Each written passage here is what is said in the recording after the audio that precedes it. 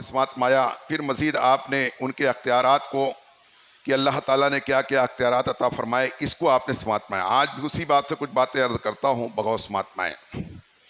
हज़रत अबू सईद अब्दुल्लाह बिन अली बगदादी रहमतुल्लाह ताला अलैह फरमाते हैं कि सन हिजरी 537 का वाक़या है कि मेरी लड़की मुसम्मातुल फ़ातिमा एक दफ़ा घर की छत पर गई तो उसे कोई जिन उठा ले गया।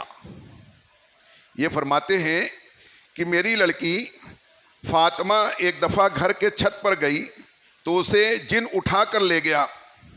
उस वक्त मेरी बच्ची की उम्र 16 साल की थी और फरमाते हैं कि और अभी शादी नहीं हुई थी। मैं हुजूर गौसुस सकलैन रज़ियल्लाहु अन्हु की बारगाह में हाजिर हुआ। जब मेरी बच्ची तलाश करने के बाद नहीं मिली तो मैं सरकार गौस पाक के बारगाह में हाजिर हुआ और बच्ची का वाक़या आपके खिदमत में पेश किया कि ऐसे ऐसे मेरी बच्ची घर के छत पर गई थी इतने बजे और उसके बाद से लापता है। बहुत तलाश किया लेकिन कहीं पर मिली नहीं है। तो आपने फरमाया कि तुम एक काम करो कि तुम बगदाद के मोहल्ले के वीरान जगह में 5वें टीले के पास जाकर के बैठो। जैसा कि छोटे छोटी पहाड़ियां टीले होते हैं, टीला जिसे कहा जाता है।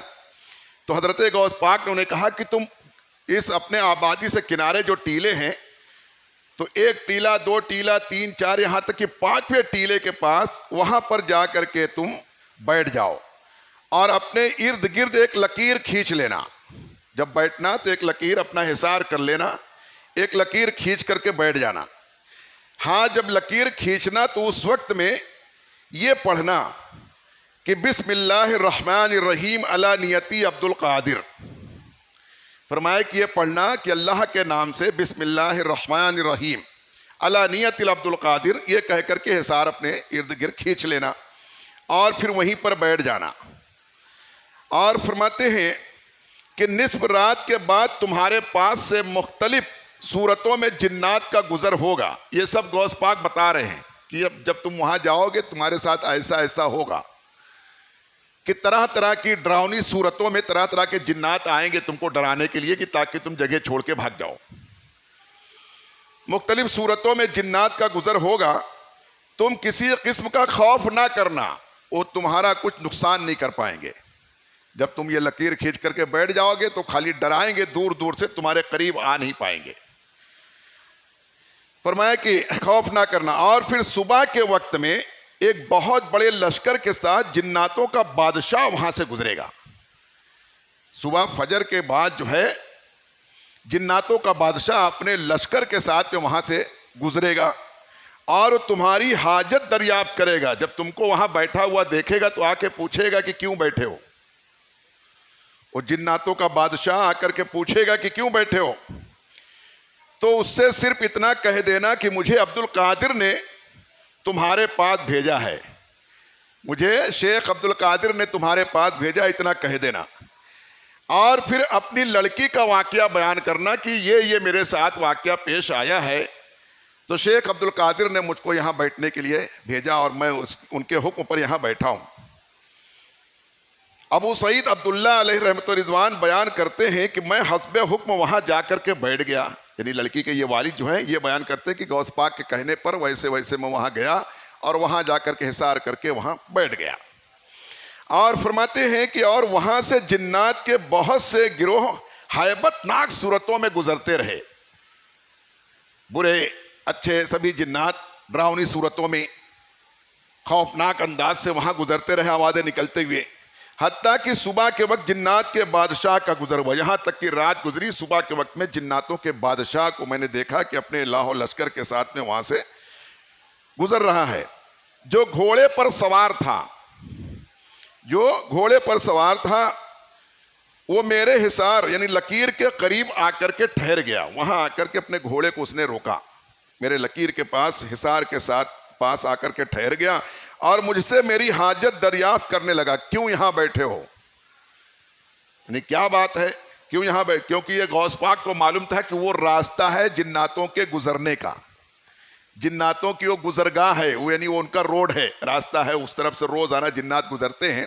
और ये गौस पाक को मालूम है, क्योंकि अल्लाह ताला ने हजरत गौस पाक को इतना अख्तियार और तसर्रुफात दिया था कि अपने तसर्रुफात के बुनियाद पर वो तमाम चीज़ों का, इन चीज़ों का इल्म रखते थे कि कितने जिन्नात कहाँ से गुजरते हैं।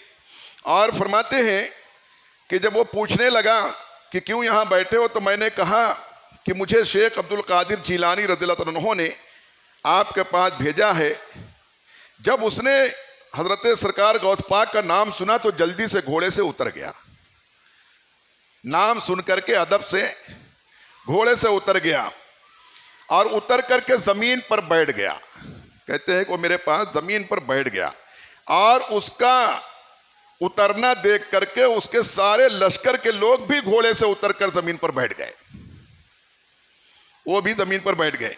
फिर बादशाह जिन्नात ने पूछा, उन्होंने तुम्हें किस काम के लिए भेजा है? शेख अब्दुल कादिर जीलानी ने तुम्हें किस काम के लिए यहां भेजा है? मैंने अपना किस्सा बयान किया तो उसने लश्कर से कहा कि इनकी लड़की को कौन उठा कर ले गया है? उसने अपने तमाम जिन्नातों के लश्कर की तरफ मुखातब होकर कहा कि तुम में से कोई ले गया है? ये गलती किसने की? कौन उठा कर ले गया? उसके बाद एक जिन को पकड़ करके हाजिर किया गया। तो उन जिन्नातों ने कहा कि हमने तो नहीं उठाया है, लेकिन जिसने उठाया हमने उसको देखा है। तो जाकर उसको पकड़ करके ले आए और बताया गया कि ये चीन के जिन्नातों में से है, ये मुल्क चीन का रहने वाला है, ये वहां के जिन्नातों में से है ये, और ये उठा करके ले गया है। और लड़की उसके साथ थी।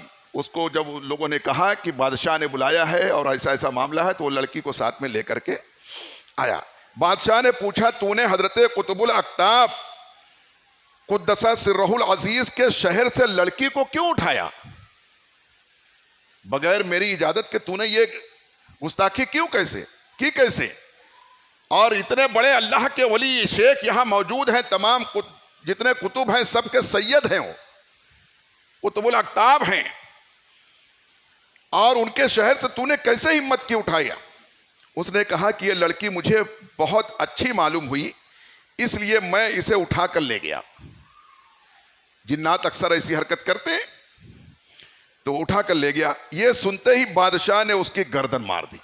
जिन्नातों के बादशाह ने तलवार उठाई और उसकी गर्दन उड़ा दी और लड़की को लड़की के बाप के हवाले कर दिया। कहते हैं कि लड़की को मेरे हवाले कर दिया। उसके बाद मैंने बादशाह को कहा कि मुझे मालूम ना था कि आप लोग भी हजरत शेख अब्दुल कादिर जीलानी महबूब सुबहानी रज़ियल्लाहु अन्हु की ताबेदारी करते हैं। मैं ये नहीं जानता था कि हजरत अब्दुल कादिर रज़ियल्लाहु अन्हु का जो है तो हुक्म तुम लोगों पर भी चलता है और तुम लोग भी उनकी ताबेदारी और इत्तबा में रहते हो, ये मुझे पहले से कभी मालूम नहीं था।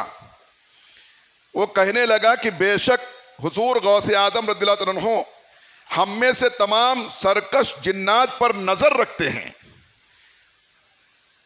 बादशाह कहने लगा, जिन्नातों का बादशाह, कि वो उनको इतना अख्तियार और तसर्रुफ है, इतना इल्म और अख्तियार है उनको कि हम में से तमाम सरकश जिन्नातों पर भी वो नजर रखते हैं।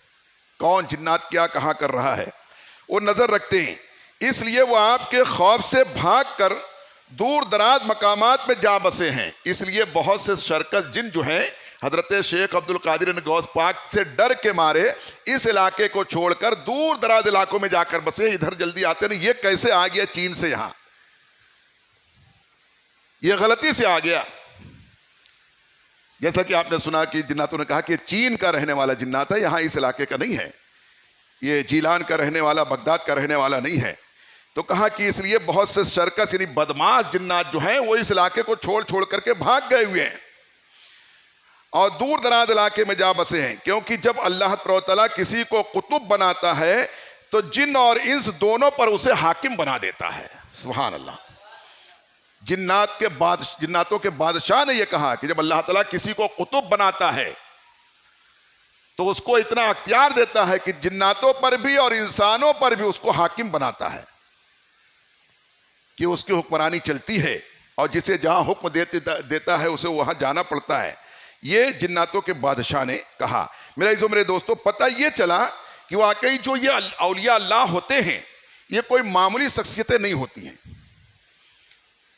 ये इनको अल्लाह ताला बहुत अख्तियार अता फरमाता है और बड़ी ताकत देता है। बड़े पावरफुल लोग होते हैं ये, इनके हाथों में बड़ी कुव्वत होती है अल्लाह के फजल करम से।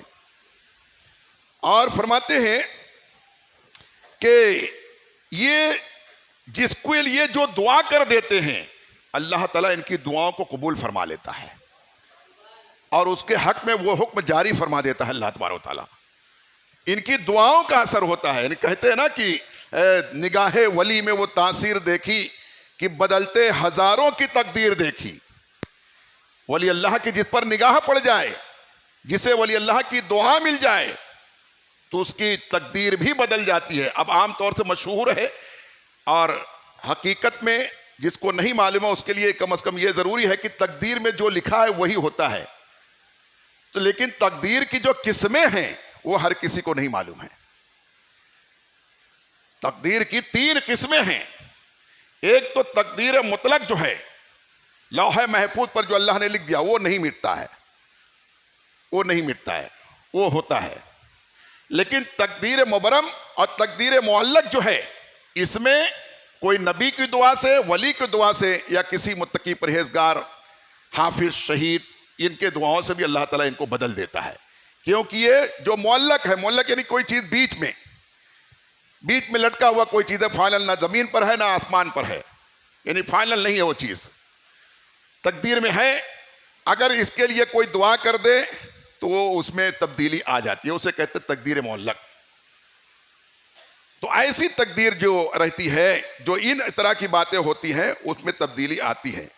फरमाते रिवायत है कि हुजूर गौसे आदम रज़ियल्लाहु तआला अन्हु जब मदीने मुनव्वरा से वापस बगदाद तशरीफ ले आ रहे थे, जब आप हज को गए थे और फिर मदीने ज़ियारत करके वापस जब बगदाद की तरफ वापस आ रहे थे, तो एक चोर रास्ते में खड़ा किसी मुसाफिर के इंतजार में था कि कोई मिले तो मैं उसको लूट लूं, चोरी कर लूं।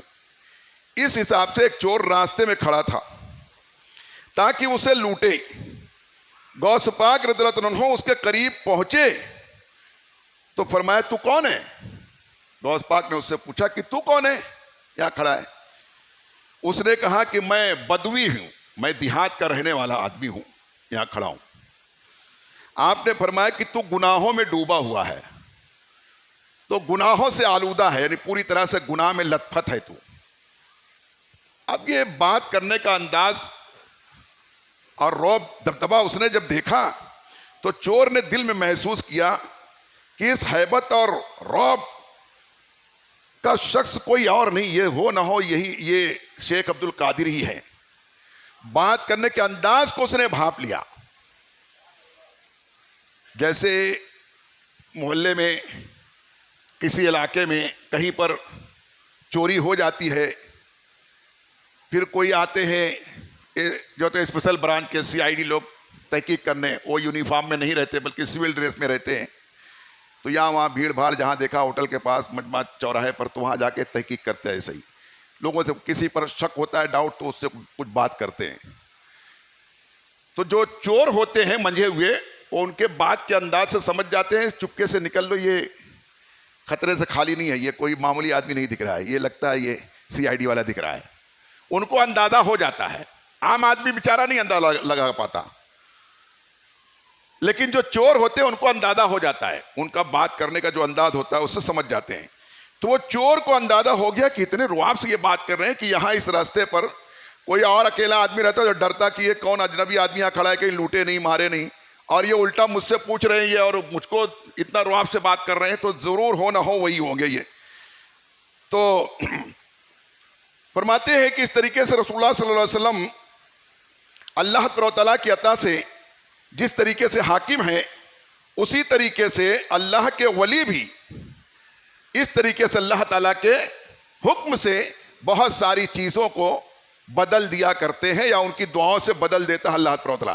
तो आपने चोर के दिल की कैफियत को महसूस फरमा करके इरशाद फरमाया, जब देखा कि हाँ ये मेरी बात सुन करके ये डरने लगा है, इसकी कैफियत जाहिर होने लगी, तो आपने महसूस कर लिया। उसकी कैफियत को सुन करके महसूस कर लिया कि ये अंदर क्या सोच रहा है और ये घबराहट इसको हो रही है, तो कहा कि हाँ बल अना अब्दुल कादिर, हाँ मैं अब्दुल कादिर हूं। अभी वो दिल में सोच रहा था कि ये हो ना हो वही होंगे, लगता है इतना रुआब से बात कर रहे हैं, डर नहीं रहे। तो आपने कहा कि बल अना अब्दुल कादिर, हाँ मैं अब्दुल कादिर हूं, मैं अब्दुल कादिर ही हूं। उन्होंने कहा आपका नाम अक़दस सुनते ही वो चोर आपके कदमों पर गिर पड़ा कि अब इनसे बच तो सकते नहीं, अब इनसे बच नहीं सकते। तो उसने कदमों पर गिरने में ही आप ये समझिए, और वो कदमों पर गिर पड़ा और उसकी जबान पर या सैयदी अब्दुल कादिर शय्यनिल्लाह, ऐ शेख अब्दुल कादिर मेरी मदद कीजिए, मेरी मदद कीजिए, कहने लगा खुद ही। कहा तो चोरी करने के लिए वहां रास्ते में रहजन बन के खड़ा था, अब कदमों में गिर के कहता है या सैयदी अब्दुल कादिर शय्यनिल्लाह शय्यनिल्लाह, मेरी मदद कीजिए ऐ शेख अब्दुल कादिर। आपको इस हालत, उसकी इस हालत को देख करके आपको रहम आ गया। मोमिन जो होता है रहमदिल होता है, तो जो वली होगा वो कितना रहमदिल होगा, और जो नबी होंगे फिर वो कितने रहमदिल होंगे। तो फरमाया कि वो आपको रहम आ गया और आपने एक निगाह में उसको वासिले बिल्लाह कर दिया। आपने ऐसी नजर डाली कि उसी दिन से उसको जो है अल्लाह के वलियों के में शामिल फरमा दिया। उसने कब चोरी की थी और क्या जिंदगी थी सब भुला दिया वो, और वहीं से उसके खौफ की वजह से, उसके डरने की वजह से, और आपका नाम लेकर के या शेख अब्दुल कादिर शय्यनिल्लाह, ऐ अब्दुल कादिर, ऐ शेख, ऐ शाह बगदाद, मेरी मदद कीजिए, मेरी मदद कीजिए। ये सुन करके आपको रहम आया, और ऐसा रहम आया कि आपने ऐसी मोहब्बत भरी निगाह, अपनी निगाह करामत डाली कि उसको वासिल यानी अल्लाह से मिला दिया, उसको वासिल यानी वस्ल कर दिया अल्लाह की तरफ, अल्लाह की राह पर लगा दिया, और कुतबियत का दर्जा अता फरमा दिया कि तू भी इस इलाके का कुतुब हो गया। आप एक एक इलाके में अलग अलग कुतुब होते हैं, और हजरत सरकार गौस पाक जो है कुतुबुल अक्ताब हैं, यानी तमाम कुतुबों के सरदार हैं, कुतुबों के कुतुब सरदार हैं। तो गौस पाक की निगाह में यही कहते हैं ना, निगाह वली में वो तासीर देखी, बदलते हजारों की तकदीर देखी, कि उस चोर को आपने वली बना दिया। वली ही नहीं बल्कि कुतुब बना दिया। वलियों के बहुत सारे दर्जात होते हैं, कुतुब का दर्जा उनसे बड़ा होता है। तो फरमाया मिली है चोर को कुतबे विलायत, मैं ऐसे फैज़ रूहानी के सदक़े, यानी हम उसी पुरफैज़ गौस पाक के सदक़े की जिन्होंने निगाह विलायत से चोर को भी कुतुब बना दिया और वली बना दिया। फरमाते इसी तरह से एक दिन हुजूर गौस आदम रज़ियल्लाहु तआला अन्हु वाज़ फरमा रहे थे, और आपकी मजलिस में बैठे शेख अली बिन हैती रहमतुल्लाह ताला अलैह, ये भी अपने दौर के, उस दौर के वली थे अपने इलाके के, मगर आपके मजमे में सभी आते थे। तो फरमाते शेख अली बिन हैती रहमतुल्लाह ताला अलैह आपके पास बैठे हुए थे, आपके मिंबर के पास बैठे, वो आज सुन रहे, तकरीर सुनने बैठे हुए हैं, सुन रहे थे, और सुनते सुनते उनको नींद आ गई। उनको ऐसा सुकून मिला कि नींद आ गई, उनको वहीं बैठे बैठे नींद आ गई। हजरत गौसुस सकलैन रज़ियल्लाहु अन्हु ने अहले मजलिस से फरमाया कि खामोश रहो, उनको नींद आ गई है, वो सो गए हैं, लिहाजा सब लोग खामोश रहो, कोई आवाज मत करो। ये आपने फरमाया खामोश रहो, और ये कह कर के आप मिंबर से उतर आए।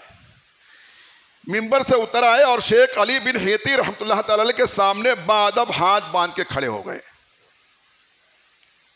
वो सोए हुए हैं, सबको खामोश आपने करा दिया, कोई कुछ बोलो मत, और आप हाथ बांध करके उनके पास आके खड़े हो गए। फरमाते वो आके इस तरीके से खड़े हो गए और उनकी तरफ देखते रहे, गौर से देख रहे हैं उनको। फरमाते हैं और जब हजरत अली बिन हैती रहमतुल्लाह ताला अलैह की नींद खुली, ख्वाब से बेदार हुए, तो आपने फरमाया कि हुजूर नबी करम सल्लल्लाहु अलैहि वसल्लम ने तुमने ख्वाब में देखा। आप मुझसे पूछ रहे हैं कि क्या तुमने अभी ख्वाब में नबी अलैहिस्सलाम को देखा।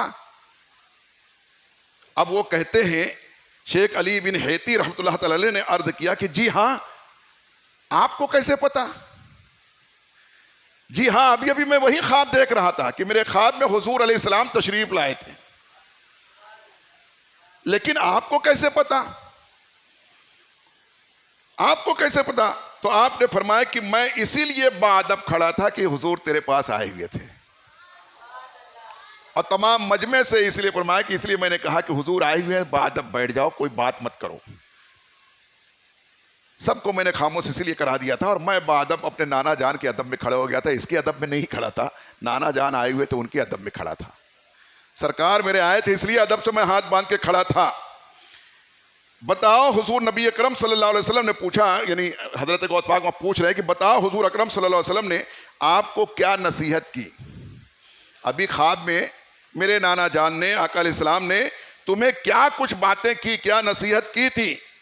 जवाबन अर्ज किया कि आपकी खिदमत में रहने का हुक्म दिया, यही हुक्म दिया कि इस अब्दुल कादिर के कदमों में रहना, इनकी खिदमत से कहीं दूर मत जाना, हमेशा इनके साथ रहना।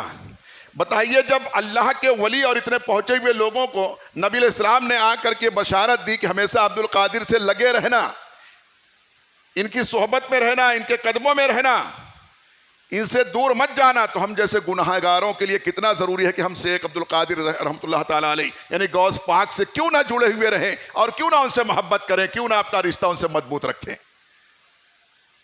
हमारे लिए तो बहुत जरूरी है, क्योंकि गौस पाक ने फरमाया है कि जिस तरीके से जमीन पर आसमान साया है और कभी जमीन से आसमान हटता नहीं है, गौस पाक ने फरमाया किसी तरीके से मेरा हाथ मेरे तमाम मुरीदों पर है, कभी मेरा हाथ अपने मुरीदों से हटता नहीं है,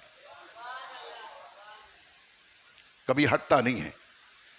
और फरमाया कि मेरे मुरीदों का मामला यह है, मैं अपने मुरीदों से इतनी मोहब्बत करता हूं कि अगर मैं मशरिक में रहूं पूरब के किनारे और मगरिब में कोई मेरा मुरीद अगर परेशान हो किसी वजह से और मुझको याद करे, या शेख अब्दुल कादिर शहीनिल्लाह मदद को पहुंचो है शेख अब्दुल कादिर जिलानी रहमतुल्लाह तआला, तो फरमाया मैं मशरिक से मगरिब तक उसकी मदद कर दूंगा।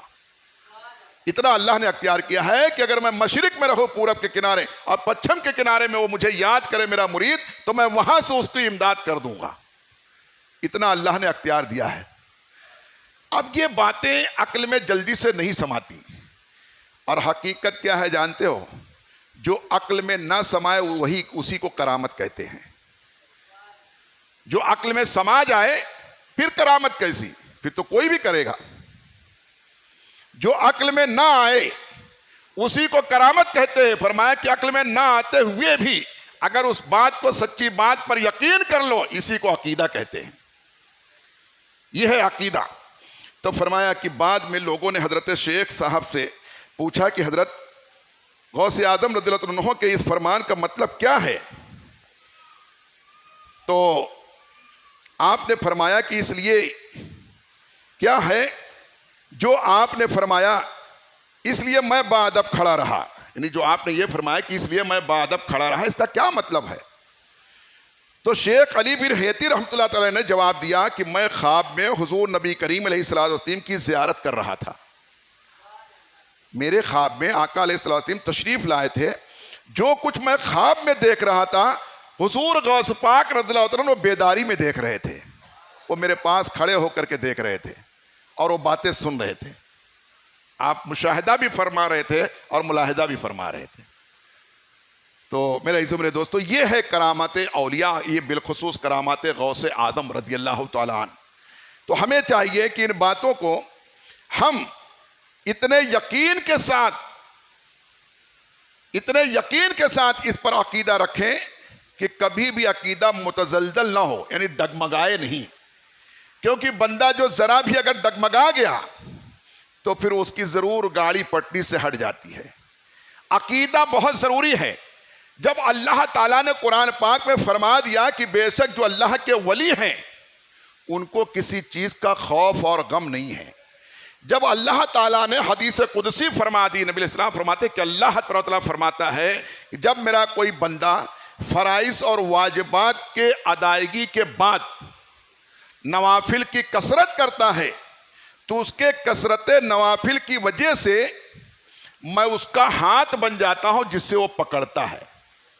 ये अल्लाह फरमाता, अल्लाह का फरमान है, हदीस कुदसी है, नबी इस्लाम उसके रावी, कि मैं उसका हाथ बन जाता हूं जिससे वो पकड़ता है, मैं उसके पैर बन जाता हूं जिससे वो चलता है, मैं उसकी आंख बन जाता हूं जिससे वो देखता है, मैं उसके कान बन जाता हूं जिससे वो सुनता है। हर इंसान क्या, तमाम मखलूकात के तमाम आज़ाए बदन में अल्लाह ही की कुदरत है। अल्लाह की दी हुई ताकत और कुदरत से ही बंदा चलता है, दौड़ता है, पकड़ता है, खाता है, बोलता है, सुनता है, देखता है, सब उसी की कुदरत है।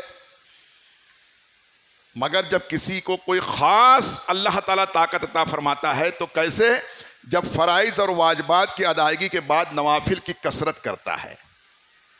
जब नवाफिल की कसरत करता है तब अल्लाह को उस पर प्यार आता है कि एक बंदा होकर के लोग तो फर्द छोड़े भाग रहे हैं और ये मेरा एक बंदा होकर के जब मेरी रजा के लिए अपने तन परवरी के सामान को, जिस्म के ऐशो आराम को छोड़ करके मेरी नफली बंदगी मुझको राजी करने के लिए इतना कुछ कर रहा है, तो फिर मैं रब होकर इस पर इतना मेहरबान क्यों ना हो जाऊं?